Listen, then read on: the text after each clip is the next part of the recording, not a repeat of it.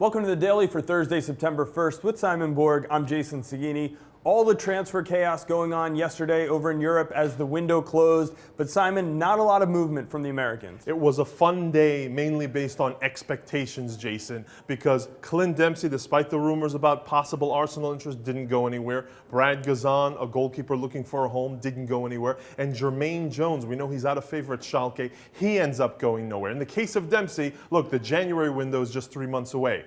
In the case of Guzan and Jones, we'll see. Maybe their clubs can fashion some sort of loan deal. It happened in the case of Jones and Guzan just a few months ago.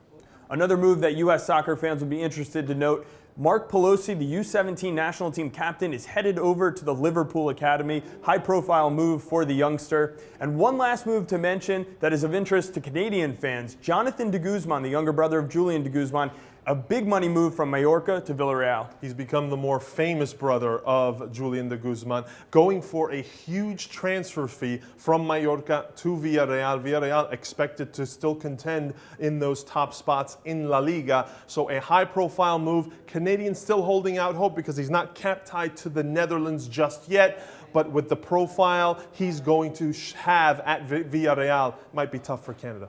Sticking with international news, we reported yesterday on the site that U.S. will take on Ecuador in Connecticut on October 11th. We don't know exactly the venue for the match yet, but what we can probably guess is that it's going to be an MLS-heavy lineup for that match against Ecuador, given the fact that the weekend prior, only 2 MLS matches, very light weekend, similar to what we're seeing this Labor Day weekend. Now, also for Ecuador, Joao Plata will probably be available for this. Tough to see him not make this squad, given that the trek from Toronto to Connecticut is a short one, and Toronto is free that weekend. All right, speaking of Ecuador, Edmundo Zura still in the news a little bit. The signing who came to San Jose. San Jose was hoping he would help them fill a void at forward, but then they parted ways after a full physical. Yeah, this what was hoped to be a replacement for Alan Gordon, injured, and Steven Lennart, who's out on personal leave, has really turned into a black eye here, Jason. They just signed him a few days ago. Now they're letting him go. And the reasons being put out there by GM John Doyle is the fact that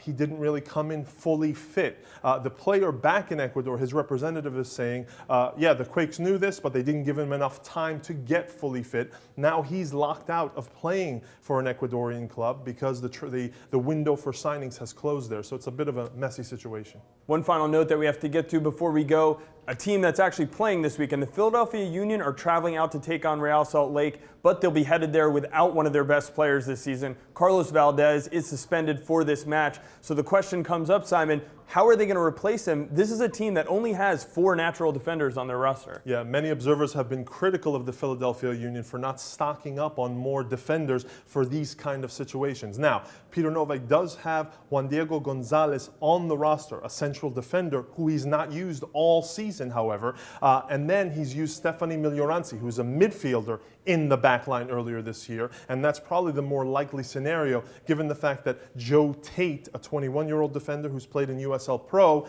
he's not played a minute of Major League Soccer yet. Tough to see them signing him and then throwing him in there against a team like Real Salt Lake. All right, that's all we have for the Daily today. Want to remind you, Extra Time Radio will come out later on the site. You can get it on iTunes or Buzzsprout, and we'll see you again on the Daily next time.